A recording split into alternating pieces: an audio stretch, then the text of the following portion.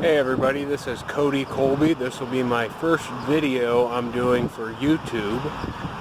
Apologize a little bit for the lisp. I had to get some stitches in my tongue last week, so I'm breathing a little heavy because of a swollen tongue, can't talk quite right. So we're going to go over today how to bury some gutters and bury a sump pump drainage line. Very obvious I haven't mowed in a couple weeks.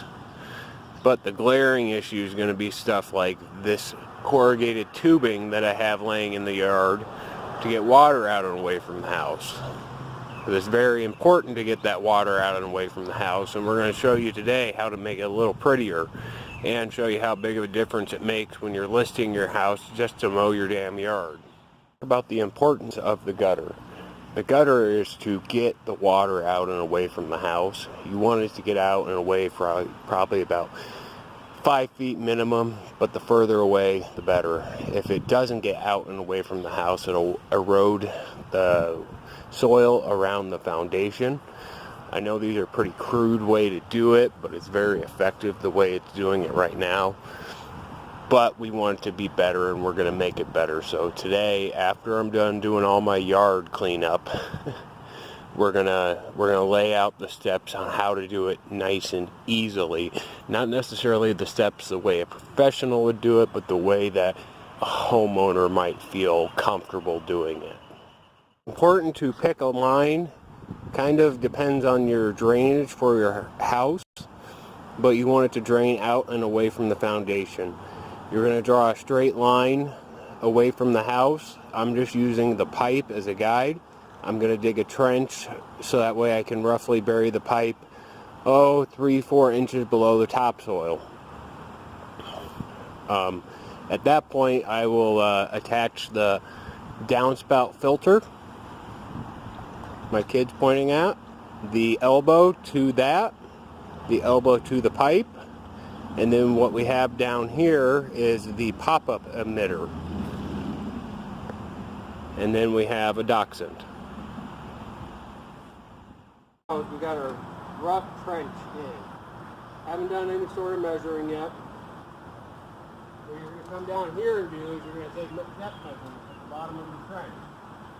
We're at about 10 inches to the topsoil.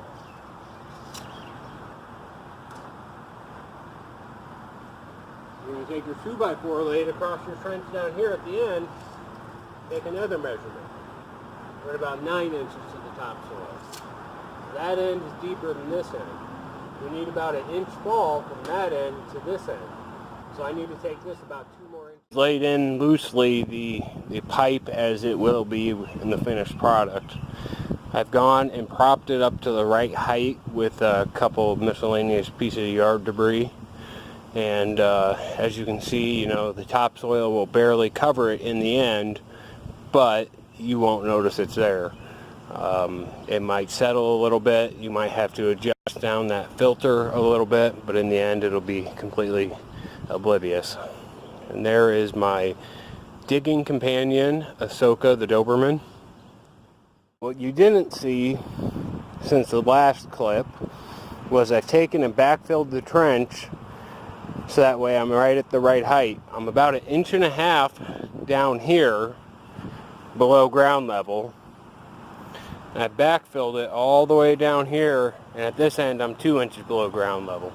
So I got about 1 inch of fall between the gutter and where it'll exit. That should provide some good drainage. If I can get my Doberman out of the way to stop eating the grass and digging up more dirt, we might be able to wrap this up. I think all in all, this project, between me stopping to take videos, should be about 45 minutes per piece if you're a good hardy digger.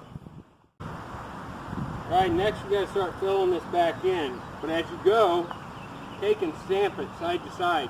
Let that dirt settle in. So that way you don't have as much compaction down after the fact. Your pipe won't move around on you while you're filling it in. Everything will be good. What you didn't see in between takes, I took and applied regular PVC primer and cement to the end. Got those all nice and glued in before I laid it into place. I tamped it down as I went. This should help minimize any compaction issues. When you're all said and done, just come over here, make sure this opens up nice and freely. this, so that way when the pipe gets full, the water comes out. At the end of the day, I'm going to throw some grass seed down on it, so you should be good to go. Another completed burial. You can see the exit. But I wanted to point it out because this one's different. This one is for my sump pump discharge. So what I did here is I took the sump pump drain, sunk it down in there a little bit so that way it can't get blown around. And you do this instead of directly connecting it, so that way in case something were to happen in the spring in a colder climate, if it were to freeze, the water can still get out of there and you don't back up into your house. So there it is again.